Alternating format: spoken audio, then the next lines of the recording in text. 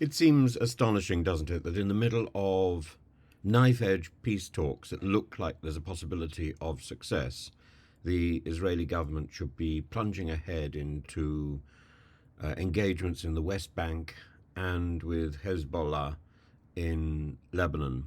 It's almost as if, surprise, surprise, Mr. Netanyahu doesn't really want peace or doesn't really want an end to this constant conflict.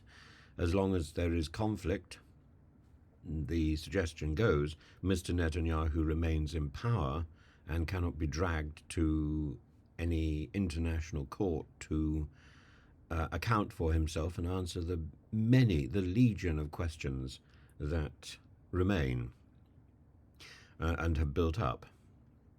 The problem for Netanyahu and those people like me who support Israel and yet at the same time are disgusted and dismayed by what is happening to the Palestinian community is that I think it's possible to square that circle and to say, Israel has a right to exist as a nation state underscored by UN recognition. It has a right to self-defense. But recognizing the problem and recognizing the terrorist incident on October the 7th is not the same as recognizing or supporting the solution which has been proposed, enacted by Netanyahu. And that solution is the eradication, the genocidal destruction of the people of Gaza. And indeed, the bullying, the threatening, the killing of large swathes of the Palestinian population. What Netanyahu has done is to act as not only as a warmonger, not only in a tyrannous fashion, but also to act as a recruiting sergeant for future terrorist organizations who will spawn and rise up like the teeth sown in the arid soil. And this dragon, this many-headed dragon of terrorism emerges everywhere. And the fact that this theatre of war is in the Mediterranean doesn't mean it doesn't hit us. It hits us all because terrorism, this guerrilla warfare, this this stuff of cryptic and quasi battle can occur anywhere and is ignited by a sense of a disempowerment at the same time as a sense of worth. And this is paralleled by a form of self-righteousness which is echoed all over the place in marches and slogans that dominate social media. They do nothing. They do nothing. They may make us feel good, but they do nothing. Because people like Netanyahu can simply ignore them. And our own governments cannot put pressure on Netanyahu. In the same way as we cannot put pressure on Putin. We can record what happens. We cannot directly influence these individuals who have complete control over their military operations. And that is what keeps them in power. It's what keeps them alive, in a way. And, whether Putin is alive or dead is a matter for entertaining speculation. Like a sort of practical, like a real-life version of Schrodinger's cat.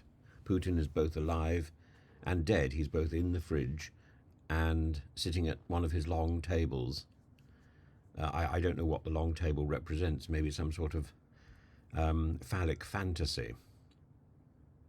But it's a way of distancing himself from reality, and he abandoned reality as he abandoned life long ago. Not quite on the day he entered Ukraine,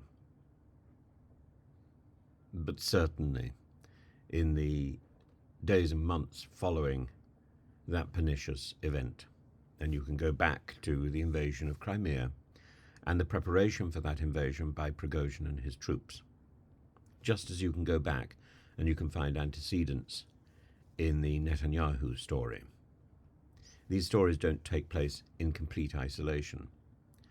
And while there is a sort of red line, it's much less clear. The clarity is not as evident to them or to us.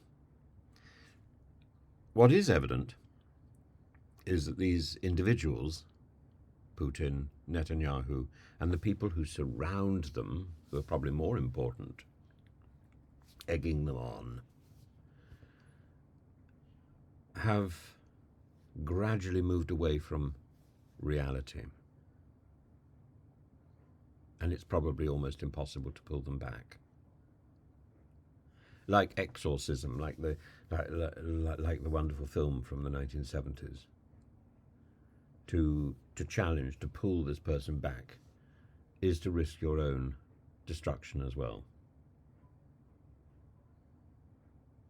And for what purpose? These people have abandoned humanity. And while one may entertain hopes that everybody can be rescued, everybody can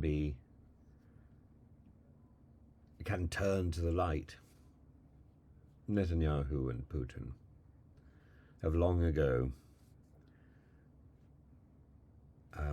tunneled into the darkness for their own preservation, for their own security, for their own understanding of history. They probably even believe the propaganda. Putin certainly. I think Putin had got to a point where he believed that sending in tanks to Kyiv would automatically mean the capitulation of Ukraine. And he thought of nothing about the invasion of Donetsk, about the invasion of Crimea, and the response of the ordinary Ukrainians on the street. He'd sort of forgotten that.